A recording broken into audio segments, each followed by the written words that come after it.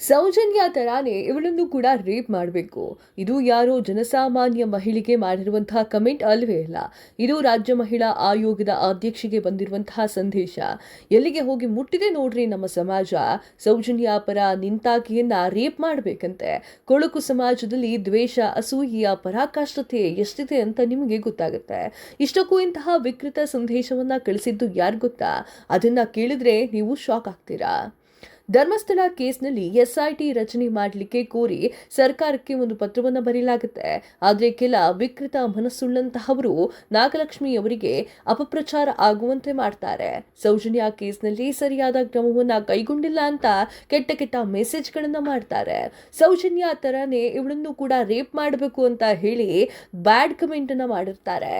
ಈ ಬಗ್ಗೆ ಪೊಲೀಸರಿಗೆ ದೂರು ಕೊಟ್ಟಿದ್ದಂತಹ ನಾಗಲಕ್ಷ್ಮಿ ಚೌಧರಿ ಪೊಲೀಸರ ತನಿಖೆಯ ವೇಳೆ ದೊಡ್ಡ ಸ್ಫೋಟಕ ಸತ್ಯ ಬಯಲಾಗುತ್ತೆ. ವಿಕೃತ ಸಂದೇಶವನ್ನ ಕಳಿಸಿದ್ದು ಯಾರು ಅಂತ ಗೊತ್ತಾದ ಕೂಡಲೇ ನಾಗಲಕ್ಷ್ಮಿ ಅವರೇ ಶಾಕ್ ಆಗ್ತಾರೆ. ಹೆಣ್ಣಿಗೆ ಹೆಣ್ಣೆ ಶತ್ರು ಅಂತಾರೆ, ಅದು ನಿಜ ಅಂತ ಅನ್ಸುತ್ತೆ. ಸೌಜನ್ಯ ಅಪರಾಧಿಂದ ಆಕೆಯನ್ನ ರೇಪ್ ಮಾಡಬೇಕು ಹಿಂಗಂತ ಕಮೆಂಟ್ ಹಾಕಿದ್ದು ಬೇರೆ ಯಾವ ಪುಂಡ ಪೋಖರಿಗಳು ಅಲ್ಲ. ಹೀಗೆ ವಿಕೃತವಾಗಿ ಮೆರೆದಿದ್ದಂಥದ್ದು ಪುರುಷರು ಅಲ್ಲವೇ ಅಲ್ಲ, ಬದಲಿಗೆ ಓರ್ವ ಯುವತಿ. ಇದನ್ನ ನೀವು ನಂಬಲೇಬೇಕು ವೀಕ್ಷಕರೇ. ಓರ್ವ ಇಂಜಿನಿಯರಿಂಗ್ ವಿದ್ಯಾರ್ಥಿಯಿಂದ ಈ ಒಂದು ಬ್ಯಾಡ್ ಕಮೆಂಟ್ ಬಂದಿದೆ. ಫೇಕ್ ಅಕೌಂಟ್ ಅನ್ನ ಕ್ರಿಯೇಟ್ ಮಾಡಿದಂತಹ ಇಂಜಿನಿಯರಿಂಗ್ ವಿದ್ಯಾರ್ಥಿನಿ, ಈ ಒಂದು ವಿದ್ಯಾರ್ಥಿನಿಯ ವಿಕೃತಿಗೆ ನಾಗಲಕ್ಷ್ಮಿ ಚೌಧರಿ ಶಾಕ್ ಆಗಿಬಿಟ್ಟಿದ್ದಾರೆ. ಧರ್ಮಸ್ಥಳದಲ್ಲಿ ಬರ್ಬರವಾಗಿ ಸಾವಿಗೀಡಾಗಿರುವಂತಹ ಯುವತಿ ಸೌಜನ್ಯಾಳಿಗೆ ನ್ಯಾಯವನ್ನು ಕೊಡಿಸುವುದಾಗಿ ಹೇಳುವ ನೆಪದಲ್ಲಿ ಒಂದೆರಡು ತಿಂಗಳಿನಿಂದ ಆಗ್ತಿರುವಂತಹ ಆತಂಕಕಾರಿ ಘಟನೆಯ ಬಗ್ಗೆ ಬಹುತೇಕರು ಕೇಳಿದ್ದೀರಿ.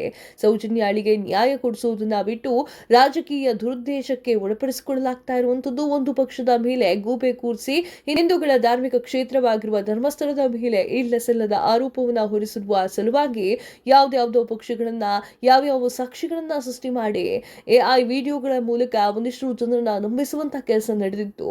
ಈ ಕೇಸ್ ಬಗ್ಗೆ ರಾಜ್ಯ ಮಹಿಳಾ ಆಯೋಗದ ವಿರುದ್ಧವೂ ಕೂಡ ಒಂದಿಷ್ಟು ಮಂದಿ ಕಿಡಿಕಾರಿದ್ದು ಉಂಟು. ರಾಜ್ಯ ಮಹಿಳಾ ಆಯೋಗ ಸೌಜನ್ಯ ಪ್ರಕರಣದ ತನಿಖೆಯನ್ನ ಮೊದಲು ಆರಂಭಿಸುವಂತೆ ಪತ್ರವನ್ನ ಬರೆದಿದ್ರು ಸರ್ಕಾರಕ್ಕೆ.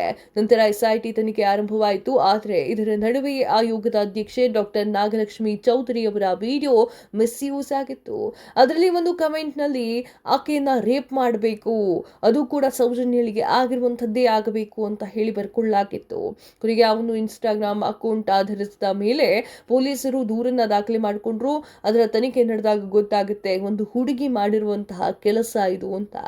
ಆಕೆ ಇಂಜಿನಿಯರ್ ವಿದ್ಯಾರ್ಥಿಯಾಗಿದ್ದಾಳೆ. ನಾನೇನಾದ್ರೂ ಸ್ವಲ್ಪ ಮುಂದೆ ಹೋಗಿದ್ರೆ ಆಕೆ ಅರೆಸ್ಟ್ ಆಗ್ತಾ ಇದ್ಲು. ಫೇಕ್ ಅಕೌಂಟ್ ಕ್ರಿಯೇಟ್ ಮಾಡಿಕೊಂಡು ಇಂತಹ ಅಸಭ್ಯ ಕಾಮೆಂಟ್ಸ್ ಹಾಕದೆ ಏನೆಲ್ಲಾ ಸಮಸ್ಯೆ ಎದುರಿಸಬೇಕಾಗುತ್ತದೆ ಎನ್ನುವುದಕ್ಕೆ ಇದರ ಬಗ್ಗೆ ನಾಗಲಕ್ಷ್ಮಿ ಚೌಧರಿ ಅವರು ಹೇಳ್ಕೊಂಡಿದ್ದಾರೆ. ಅಂದಹಾಗೆ ಅವರು ಈ ಒಂದು ವಿಚಾರವನ್ನ ಒಂದಿಷ್ಟು ಸಂದರ್ಶನದಲ್ಲಿ ಮಾತನಾಡಿದ್ದಾರೆ. ಮತ್ತಷ್ಟು ಸುದ್ದಿಗಳಿಗಾಗಿ ನೋಡ್ತಾ ಇರಿ the News Hunt YouTube channel. Subscribe ಮಾಡಿ. Thank you.